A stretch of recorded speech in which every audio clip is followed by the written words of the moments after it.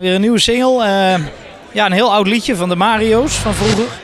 En dit is ooit eens een keer geschreven door René Lulofs, die toen in dat bandje speelde. En de originele titel is eigenlijk Alleen zijn.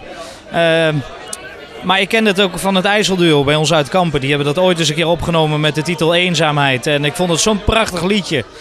Ja, dat ik het eigenlijk niet kon laten om het te laten liggen. Fantastisch mooi nummer waar heel veel gevoel in zit. En ik denk in deze tijd dat het heel veel mensen aanspreekt. En ja, de single is net uit. Ik krijg waanzinnig veel reacties van iedereen.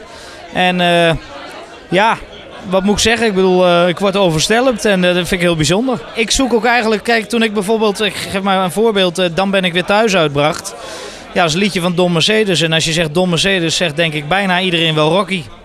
En ik vond dat juist een liedje waarvan ik het ontzettend jammer vind dat je het nog maar weinig hoort. En dan vind ik het juist een leuke uitdaging om dat weer nieuw leven in te blazen. En voor mij is het belangrijk dat ik het feestje kan maken op de bühne. En dat de mensen toch je muziek weten te waarderen. En ik heb gelukkig in de loop der tijd dat ik dit doe, inmiddels alweer ruim 17,5 jaar...